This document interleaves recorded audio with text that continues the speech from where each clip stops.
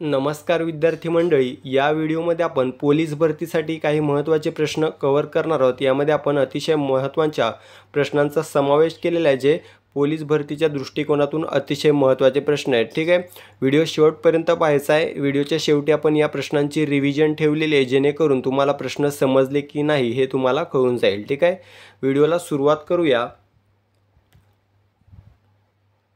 प्रश्न पहिला आहे बघा, नगरपालिकेचा प्रशासकीय प्रमुख कोण असतो? नगरपालिकेचा प्रशासकीय प्रमुख। ठीक आहे, या ठिकाणी योग्य उत्तर काय असणार आहे तर मुख्याधिकारी। पर्याय क्रमांक सी, मुख्याधिकारी हा नगरपालिकेचा प्रशासकीय प्रमुख असतो।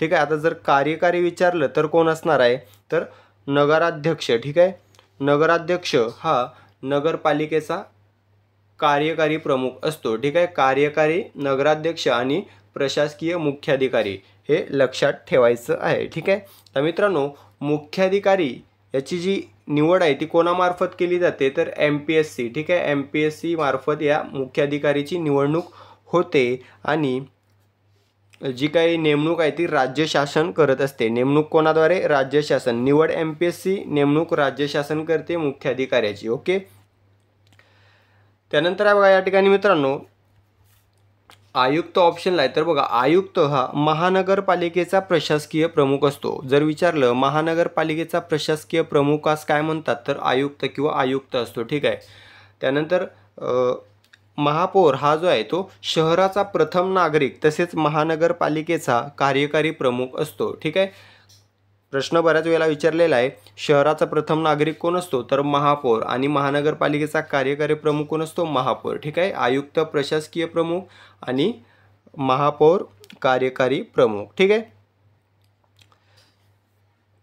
त्यानंतर बघा मित्रांनो, नगरपालिकेचा सचिव जर विचारलं तर या ठिकाणी मुख्याधिकारी हाच नगरपालिकेचा सचिव देखील असतो। ठीक आहे, हे देखील आपल्याला लक्षात ठेवायचं आहे।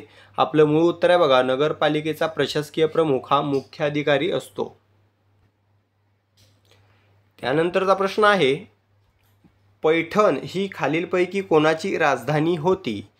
याचं योग्य उत्तर आहे मित्रांनो सातवाहन। ठीक आहे, सातवाहन साम्राज्याची राजधानी होती पैठण। ठीक आहे, बऱ्याच वेळेला हा प्रश्न पोलीस भरतीत रिपीट झालेला आहे। पैठण, ठीक आहे, संभाजीनगर जिल्ह्यामध्ये आहे पैठण, ही सातवाहन साम्राज्याची राजधानी होती। ठीक आहे, या ठिकाणी बघा पर्याय क्रमांक ए राष्ट्रकूट। तर बघा या ठिकाणी आधी मित्रांनो सातवाहनची राजधानी पैठण होती, पण याचा संस्थापक देखील विचारलेला आहे। तर बघा सिमुक, सिमुक हा जो आहे तो सातवाहन साम्राज्याचा संस्थापक आहे, सिमुक। ओके, हे नाव लक्षात ठेवायचं आहे। हा प्रश्न देखील बऱ्याच वेळेला पोलीस भरतीत विचारण्यात आलेला आहे।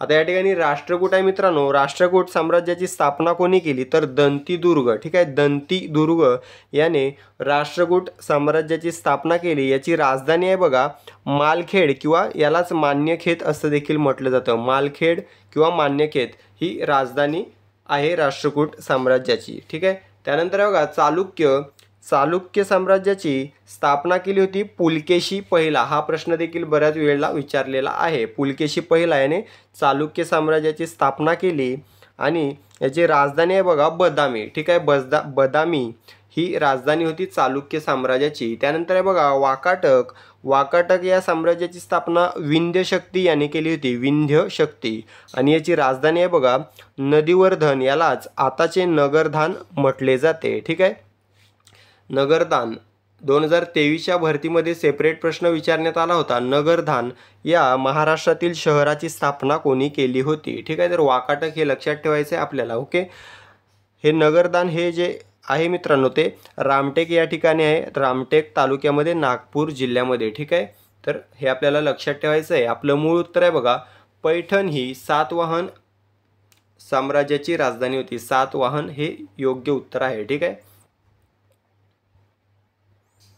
त्यानंतर प्रश्न आहे, वातावरणात नायट्रोजन ऑक्सिजन नंतर तिसरा क्रमांक कोणाचा लागतो? तर याआधी आपल्याला लक्षात ठेवायचं आहे, या ठिकाणी नायट्रोजनचा पहिला लागतो, ऑक्सिजनचा दुसरा, त्यानंतर तिसरा कोणाचा लागतो आपल्याला सांगायचं आहे। ठीक आहे, तर मित्रांनो वातावरणामध्ये नायट्रोजन नंतर ऑक्सिजन आणि ऑक्सिजन नंतर आर्गॉनचा नंबर लागतो, म्हणजे तिसरा आर्गॉन या वायूचा नंबर लागतो। ठीक आहे मित्रांनो, वातावरणामध्ये बघा सुमारे 78% नायट्रोजन आहे, त्यानंतर 21% ऑक्सिजन आहे आणि त्यानंतर मित्रांनो अर्गॉन आहे बघा 0.3%, ठीक आहे, 0.93%, 0.93% अर्गॉन आहे. त्यानंतर नंबर लागतो निऑनचा आणि त्यानंतर हेलियमचा, नंतर मिथेनचा, ठीक आहे. पहिला नायट्रोजन, दुसरा ऑक्सिजन, तिसरा अर्गॉन, चौथा निऑन, पाचवा हेलियम आणि सहावा मिथेन.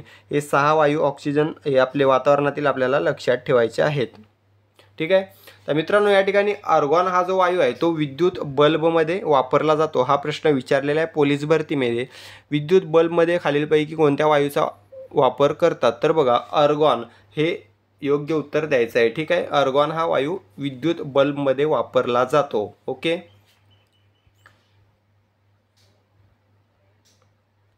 त्यानंतरचा प्रश्न बघा, भगतसिंग, राजगुरू व सुखदेव यांना कोणत्या वर्षी फाशी देण्यात आली? तर मित्रांनो यांना फाशी देण्यात आली बघा पर्याय क्रमांक सी 1931ला. जर तारीख विचारली तर मार्च 23, ठीक आहे. मार्च 23 म्हणजेच 23 मार्च 1931ला भगतसिंग, राजगुरू व सुखदेव यांना फाशी देण्यात आली, ठीक आहे. तर मित्रांनो ही फाशीची जी काही नियोजित तारीख होती ती काय होती? तर या ठिकाणी 24 मार्च 1931, ठीक आहे. 24 मार्च 1931 ही नियोजित तारीख असताना एक दिवस आधीच त्यांना 23 मार्च 2031ला फाशी देण्यात आली, ठीक आहे. हा प्रश्न देखील विचारण्यात आलेला आहे बऱ्याच वेळेला. त्यानंतर बघा या ठिकाणी 1929 पर्यायामध्ये आहे. तर बघा भगतसिंग व बटुकेश्वर दत्त यांनी कायदेमंडळात बॉम्बस्फोट यावर्षी घडून आणलेला आहे. हे देखील लक्षात ठेवायचं आपल्याला, ठीक आहे. हा प्रश्न विचारलेला आहे. भगतसिंग व बटुकेश्वर दत्त यांनी कोणत्या वर्षी कायदेमंडळात बॉम्बस्फोट घडून आणले? तर 1929 हे योग्य उत्तर द्यायचं आहे आपल्याला, ठीक आहे. आणि फाशी कोणत्या वर्षी दिली भगतसिंग, राजगुरू व सुखदेव यांना? तर 23 मार्च 1931. ओके. त्यानंतर प्रश्न बघा, सर्वसाक्षी जगतपती त्यासी नकोच मध्यस्थी हे कोणत्या संस्थेचे ब्रीद वाक्य होते? तर मित्रांनो या ठिकाणी योग्य उत्तर असणार आहे बघा सत्यशोधक समाज. पर्याय क्रमांक डी सत्यशोधक समाज या समाजाचे ब्रीद वाक्य होते सर्वसाक्षी जगतपती त्यासी नकोच मध्यस्थी, ठीक आहे. मित्रांनो सत्यशोधक समाजाची स्थापना कोणी केली? जवळपास सर्वांनाच माहीत असेल, तर महात्मा ज्योतिबा फुले यांनी केली, ठीक आहे. कधी? तर 24 सप्टेंबर 1873ला, ठीक आहे. 24 सप्टेंबर 1873ला महात्मा फुलेंनी सत्यशोधक समाजाची स्थापना पुणे या ठिकाणी केली, ठीक आहे. या ठिकाणी बहिष्कृत हितकारणी सभेची स्थापना कोणी केलेली आहे? तर बाबासाहेब आंबेडकरांनी, ठीक आहे. 20 जुलै 1924ला आंबेडकरांनी बहिष्कृत हितकारणी सभेची स्थापना केलेली आहे. त्यानंतर प्रार्थना समाजाची स्थापना कोणी केली? प्रार्थना समाजाची स्थापना आत्माराम पांडुरंग तरखडकर, ठीक आहे. आत्माराम पांडुरंग तरखडकर यांनी केली 31 मार्च 1867ला. 31 मार्च 1867ला या ठिकाणी मुंबईला प्रार्थना समाजाची स्थापना कोणी केली? आत्माराम पांडुरंग तरखडकर. त्यानंतर आर्य समाजाची स्थापना कोणी केली? स्वामी दयानंद सरस्वती यांनी केली, ठीक आहे. कधी? 10 एप्रिल 1875. 10 एप्रिल 1875ला आर्य समाजाची स्थापना मुंबई येथे स्वामी दयानंद सरस्वती यांनी केली, ठीक आहे. यांनीच वेदांकडे परत चला हा नारा दिलेला आहे स्वामी दयानंद सरस्वती यांनी, ठीक आहे. हा प्रश्न देखील आपण लक्षात ठेवला पाहिजे. आपलं मूळ उत्तर आहे सर्वसाक्षी जगतपती त्यासी नकोच मध्यस्थी हे ब्रीदवाक्य सत्यशोधक समाजाचे आहे. त्यानंतर प्रश्न बघा, महाराष्ट्रातील किती जिल्ह्यांच्या सीमा इतर घटक राज्यांशी संलग्न आहेत? तर मित्रांनो महाराष्ट्रात असे एकूण 20 जिल्हे आहेत, ठीक आहे, ज्यांच्या सीमा इतर घटक राज्यांशी संलग्न आहेत, ठीक आहे. 20 जिल्हे आहेत. ओके मित्रांनो, या ठिकाणी प्रश्न विचारला जातो महाराष्ट्राची स्थापना झाली तेव्हा महाराष्ट्रात किती जिल्हे होते? किती जिल्हे होते? सर्वांना माहीत असलं पाहिजे 26 जिल्हे होते. महाराष्ट्राची स्थापना 1 मे 1960ला झाली, त्यावेळी महाराष्ट्रात एकूण 26 जिल्हे होते. सध्या किती आहेत? 36 जिल्हे आहेत. शेवटचा जिल्हा कोणता आहे? तर पालघर. पालघर हा महाराष्ट्रातील सर्वात शेवटचा किंवा सर्वात तरुण जिल्हा आहे. 1 ऑगस्ट 2014ला या जिल्ह्याची निर्मिती झाली ठाणे जिल्ह्यामधून विभाजन होऊन, ठीक आहे. त्यानंतर प्रश्न आहे बघा, पहिल्या पंचवार्षिक योजनेत नियोजन आयोगाचे अध्यक्ष कोण होते? पहिल्या पंचवार्षिक योजनेत तर मित्रांनो अध्यक्ष होते बघा पंडित जवाहरलाल नेहरू. ठीक आहे, नियोजन आयोगाचे अध्यक्ष कोण असायचे? तर बघा त्यावेळी जे असतील पंतप्रधान ते नियोजन आयोगाचे अध्यक्ष असायचे. तर पहिल्या पंचवार्षिक योजनेचे नियोजन आयोगाचे बघा अध्यक्ष होते पंडित जवाहरलाल नेहरू. पहिल्या पंचवार्षिक योजनेचा कालावधी काय होता मित्रांनो? तर 1 एप्रिल 1951 ते 31 मार्च 1956. मित्रांनो पंचवार्षिक योजना हा अर्थशास्त्रातील महत्त्वाचा घटक आहे ज्यामध्ये पोलीस भरतीमध्ये प्रश्न विचारले जातात. ठीक आहे, तर सर्व पंचवार्षिक योजना आपण तोंडपाठ करून ठेवायच्या आहेत. ठीक आहे, कालावधी आहे बघा 1951 ते 1956. अध्यक्ष होते पंडित जवाहरलाल नेहरू. उपाध्यक्ष होते बघा गुलजारीलाल नंदा. हे पहिल्या योजना आयोगाचे उपाध्यक्ष होते. ठीक आहे मित्रांनो, या ठिकाणी या पंचवार्षिक योजनेत बघा कोणते प्रकल्प हाती घेण्यात आले होते? तर दामोदर खोरे व हिराकुड योजना. ठीक आहे, हे प्रकल्प हाती घेण्यात आलेले. आणि कोणते प्रकल्प पूर्ण झाले होते? तर बघा देशातील पहिला खत प्रकल्प जो सिंद्री झारखंड या ठिकाणी आहे तो या योजना काळात पूर्ण झालेला आहे, पहिल्या पंचवार्षिक योजना काळात. ठीक आहे, सिंद्री हा झारखंडमधील खत प्रकल्प. ओके, त्यानंतर बघा चित्तरंजन पश्चिम बंगाल येथे रेल्वे इंजिनचा व पेरांबूर तामिळनाडू या ठिकाणी रेल्वे डब्यांचा कारखाना या पहिल्या पंचवार्षिक योजना काळामध्ये तयार किंवा पार पडलेला आहे. ठीक आहे, त्यानंतर बघा या पहिल्या पंचवार्षिक योजनेचे प्रमुख उद्दिष्ट काय होते? तर कृषी, ऊर्जा व जलसिंचन क्षेत्रास प्राधान्य देणे. ठीक आहे, हे प्रमुख उद्दिष्ट होते. त्यानंतर प्रश्न बघा, सुस्पष्ट प्रतिध्वनी यालाच आपण इको असं म्हणतो. तर हा ऐकू येण्यासाठी ध्वनी स्रोत व परावर्तक पृष्ठभागामधील किमान अंतर किती असावे लागते? किती असावे लागते मित्रांनो? तर याचं योग्य उत्तर आहे पर्याय क्रमांक सी 17.2 मीटर एवढे अंतर कमीत कमी. ठीक आहे, असावे. कमीत कमी किती असावे? 17.2 मीटर एवढे अंतर असावे जेणेकरून आपल्याला इको सुस्पष्ट ऐकायला येईल. ठीक आहे, त्यानंतर प्रश्न आहे का, कोणत्या संस्थेची स्थापना गोपाळकृष्ण गोखले यांनी केलेली आहे? कोणत्या संस्थेची? तर बघा या ठिकाणी भारत सेवक समाज. पर्याय क्रमांक ए भारत सेवक समाज या संस्थेची स्थापना गोपाळकृष्ण गोखले यांनी केलेली आहे. मित्रांनो गोपाळकृष्ण गोखले हे गांधीजींचे राजकीय गुरु होते. ठीक आहे, बऱ्याच वेळेला तुम्ही प्रश्न पाहिलेला असेल गांधीजी आपले राजकीय गुरु कोणास मानत? तर गोपाळकृष्ण गोखले हे नाव आपल्याला लक्षात ठेवायचं आहे. यांनी भारत सेवक समाजाची स्थापना केलेली आहे. ठीक आहे, तर मित्रांनो या ठिकाणी रामकृष्ण मिशनची स्थापना कोणी केली? तर रामकृष्ण मिशनची स्थापना केलेली आहे स्वामी विवेकानंद यांनी. ठीक आहे, स्वामी विवेकानंद यांनी 1897 मध्ये रामकृष्ण मिशनची स्थापना केलेली आहे. ठीक आहे, त्यानंतर बघा हरिजन सेवक संघाची स्थापना कोणी केलेली आहे? तर महात्मा गांधींनी केलेले 1932. ठीक आहे, 1932ला महात्मा गांधींनी हरिजन सेवक संघाची स्थापना केली. ओके, त्यानंतर बघा डिप्रेस्ड क्लासेस मिशन या संस्थेची स्थापना कोणी केलेली आहे? तर विठ्ठल रामजी शिंदे यांनी केलेले 1906 मध्ये. विठ्ठल रामजी शिंदे यांनी. ओके, आपलं मूळ उत्तर काय? भारत सेवक समाजाची स्थापना गोपाळकृष्ण गोखले यांनी केली 1905 मध्ये. वर्ष देखील लक्षात ठेवायचं आहे. ठीक आहे, त्यानंतर प्रश्न आहे बघा 38 पॅरेलल लाईन कोणत्या दोन देशांमध्ये आहे? 38 पॅरेलल लाईन जवळपास बऱ्याच विद्यार्थ्यांना हा प्रश्न नवीन असावा. ठीक आहे, काय माहिती जर जास्त अभ्यास करणार असतील तर त्यांना नसेल नवीन. तर बघा 38 पॅरेलल लाईन ही बघा कोणत्या दोन देशांमध्ये आहे? तर मित्रांनो ही जी लाईन आहे ती उत्तर कोरिया आणि दक्षिण कोरिया या दोन देशांमध्ये आहे. ठीक आहे, उत्तर कोरिया आणि दक्षिण कोरिया या दोन देशांमध्ये असलेली लाईन म्हणजे 38 पॅरेलल लाईन. ठीक आहे मित्रांनो, त्यानंतर बघा या ठिकाणी भारत पाकिस्तानमध्ये कोणची आहे? तर बऱ्याच वेळेला विचारल्या जाणाऱ्या लाईन आहेत मित्रांनो. तुम्ही प्रश्नपत्रिका उचलून बघा जुन्या, याच्यामध्ये या लाईनी बऱ्याच वेळेला विचारण्यात आलेल्या आहे. ठीक आहे, तर भारत पाकिस्तानमधील लाईन आहे ती रॅडक्लिफ नावाने ओळखली जाते. रॅडक्लिफ लाईन ही भारत पाकिस्तान दरम्यान आहे, रॅडक्लिफ. ओके. भारत चीन दरम्यान असलेली आहे मॅकमोहन. ठीक आहे, भारत चीन या दरम्यान आहे मॅकमोहन. त्यानंतर पाकिस्तान व अफगाणिस्तान या दरम्यान आहे ड्युरांड. ठीक आहे, ड्युरांड रेषा ही पाकिस्तान आणि अफगाणिस्तान दरम्यान आहे. आपलं मूळ उत्तर आहे 38. पॅरलल लाईन ही उत्तर कोरिया व दक्षिण कोरिया या दोन देशांदरम्यान आहे.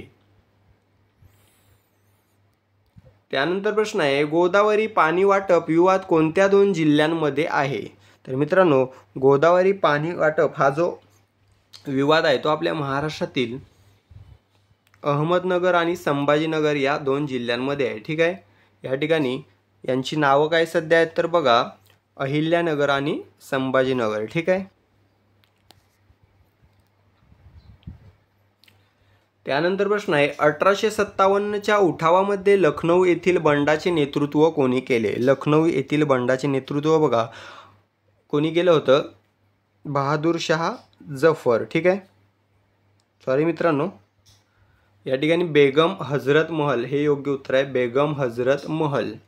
1857च्या उठावामध्ये लखनौ या ठिकाणचे जे काय बंडाचे नेतृत्व आहे ते बेगम हजरत महल यांनी केले होते, बेगम हजरत महल. ठीक आहे, बहादूर शाह जफर याने या 1857च्या दिल्ली या ठिकाणचे नेतृत्व केले होते. ठीक आहे, दिल्ली. त्यानंतर राणी लक्ष्मीबाईने बघा या उठावामध्ये बघा लक्ष्मीबाईने झाशीचं, ठीक आहे, झाशीचं केलं होतं. झाशीचे नेतृत्व राणी लक्ष्मीबाईने केले होते आणि नानासाहेब पेशव्यांनी बघा कानपूरचे नेतृत्व केले होते. ठीक आहे मित्रांनो, हा कानपूरचा जो प्रश्न आहे नानासाहेब पेशवे हा बऱ्याच वेळेला विचारण्यात आलेला आहे. परत रिपीट करूया बघा, 1857च्या उठावामध्ये बघा लखनौचं नेतृत्व केलं बेगम हजरत महल, त्यानंतर दिल्लीचं नेतृत्व केलं बहादूर शाह जफर, त्यानंतर झाशीचं नेतृत्व केलं राणी लक्ष्मीबाईने आणि कानपूरचं नेतृत्व केलं नानासाहेब पेशव्यांनी. ठीक आहे. त्यानंतर प्रश्न आहे यमुना पर्यटन ही मराठीतील पहिली स्वतंत्र सामाजिक कादंबरी कोणी लिहिली? या ठिकाणी बघा यमुना पर्यटन ही मराठीतील पहिली स्वतंत्र सामाजिक कादंबरी आहे, हे आपल्याला लक्षात ठेवायचे. ही कोणी लिहिलेली आहे तर बाबा पदमनजी. पर्याय क्रमांक बी, बाबा पदमनजी यांनी लिहिलेली ही कादंबरी आहे. यांच्याशी रिलेटेड एक प्रश्न विचारला जातो, बाबा पदमनजी यांनी ख्रिश्चन धर्माचा स्वीकार केव्हा केला तर 1854ला. ठीक आहे, 1854ला त्यांनी ख्रिश्चन हा धर्म स्वीकारलेला आहे. ठीक आहे. या यमुना पर्यटन कादंबरीमध्ये कशाचे चित्रण केलेले आहे तर विधवांच्या स्थितीवर, जे काही विधवांच्या स्थितीचे चित्रण या ठिकाणी यमुना पर्यटनमध्ये केलेले आहे बाबा पदमनजी यांनी. ओके. त्यानंतर प्रश्न आहे 2011च्या जनगणनेनुसार एकूण जागतिक लोकसंख्येशी भारतीय लोकसंख्येचे प्रमाण किती होते? किती होते मित्रांनो? तर याचं योग्य उत्तर असणार आहे 17.50. पर्याय क्रमांक ए 17.50% एवढे होते. 2011च्या जनगणनेनुसार जागतिक लोकसंख्येच्या बघा 17.50% लोकसंख्या भारतात आहे असं या ठिकाणी आपल्याला समजते. ठीक आहे, 17.50. ठीक आहे, या ठिकाणी 51.54 काय तर बघा एकूण लोकसंख्येचे या ठिकाणी जागतिक लोकसंख्येची 51.54 काय आहे तर आपल्या भारतातील पुरुषांचे प्रमाण. ठीक आहे, आणि बघा या ठिकाणी 48.46 आहे स्त्रियांचे प्रमाण. ठीक आहे, 2.42 काय मित्रांनो तर हे जे भारताने व्यापलेले क्षेत्रफळ आहे जगाच्या क्षेत्रफळाच्या दृष्टिकोनातून. ठीक आहे, जगाच्या क्षेत्रफळाच्या 2.42% आपल्या भारताने व्यापलेले आहे. त्यानंतर प्रश्न आहे शुक्र या ग्रहाचा परिवलन काळ किती आहे? परिवलन आणि परिभ्रमण, ठीक आहे, दोन्ही वेगवेगळे आहेत. या ठिकाणी परिवलन काळ आहे बघा 247 दिवस. पर्याय क्रमांक सी 247 दिवस हा शुक्र या ग्रहाचा परिवलन काळ आहे. आणि परिभ्रमण काळ जर विचारला तर 224 दिवस हा परिभ्रमण काळ आहे. तर मित्रांनो या ठिकाणी बघा शुक्राला बघा एखाद्या ग्रहाभोवती फिरण्यापेक्षा स्वतःभोवती फिरायला जास्ती काळ लागत आहे, ठीक आहे. 247 दिवस त्याला स्वतःभोवती फिरायला लागतात, तर 224 दिवस त्याला दुसऱ्या ग्रहाभोवती फिरायला लागतात. तर मित्रांनो, शुक्र हा कोणत्या ग्रहाभोवती फिरतो हे मला कमेंट करून सांगायचं आहे, ठीक आहे. शुक्र हा बघा सूर्यमालेतील सर्वात तेजस्वी ग्रह आहे, हे आपल्याला लक्षात ठेवायचं आहे. पृथ्वीची जुळी बहीण देखील या ग्रहास म्हटलं जातं, शुक्र ग्रहास. त्यानंतर पहाटेचा तारा तसेच सांजेचा तारा किंवा संध्याकाळचा तारा देखील शुक्र या ग्रहाला म्हटलं जातं. ओके. त्यानंतर प्रश्न आहे, जगातील पहिली स्त्री राष्ट्राध्यक्ष खालीलपैकी कोण? तर मित्रांनो, या ठिकाणी मारिया पेरॉन हे योग्य उत्तर असणार आहे, ठीक आहे. Maria Perón. तर मित्रांनो, या ठिकाणी राष्ट्राध्यक्ष विचारलंय म्हणून मारिया पेरॉन, ठीक आहे. जर विचारलं असतं पंतप्रधान तर सिरिमाओ भंडारनायके, ठीक आहे. जगातील पहिल्या महिला पंतप्रधान आहेत सिरिमाओ भंडारनायके, श्रीलंकेच्या पंतप्रधान होत्या, ठीक आहे. त्यानंतर मारिया पेरॉन या बघा पहिल्या राष्ट्राध्यक्ष आहेत, अर्जेंटिना या देशाच्या राष्ट्राध्यक्ष होत्या. ओके. या ठिकाणी व्हॅलेंटिना तेरेश्कोव्हा या आहेत बघा मित्रांनो अवकाशात जाणाऱ्या जगातील पहिल्या महिला, ठीक आहे.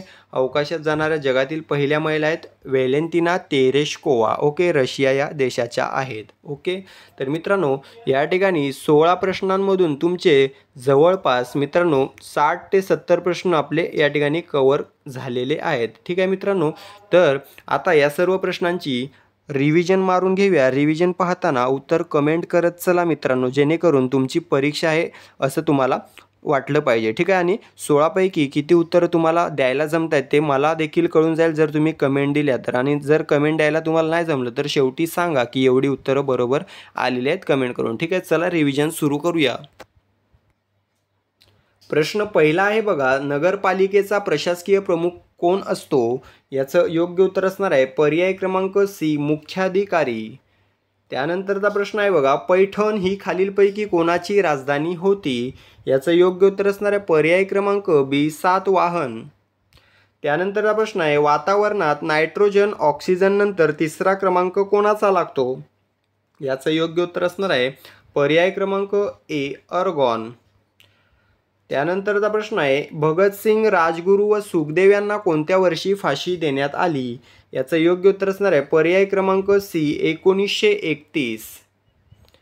त्यानंतरचा प्रश्न आहे, सर्वसाक्षी जगतपती त्यासी नकोच मध्यस्थी हे कोणत्या संस्थेचे ब्रीदवाक्य होते? याचं योग्य उत्तर असणार आहे पर्याय क्रमांक डी, सत्यशोधक समाज. त्यानंतर प्रश्न आहे, महाराष्ट्रातील किती जिल्ह्यांच्या सीमा इतर घटक राज्यांशी संलग्न आहेत?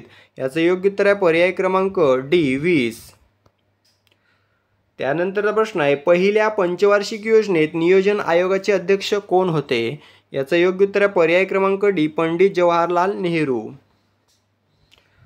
त्यानंतरचा प्रश्न आहे, सुस्पष्ट प्रतिध्वनी किंवा इको ऐकू येण्यासाठी ध्वनिस्त्रोत व परावर्तक पृष्ठभागामधील किमान अंतर किती असावे लागते? याचं योग्य उत्तर आहे पर्याय क्रमांक सी, 17.2 मीटर. त्यानंतर प्रश्न आहे, कोणत्या संस्थेची स्थापना गोपाळकृष्ण गोखले यांनी केलेली आहे?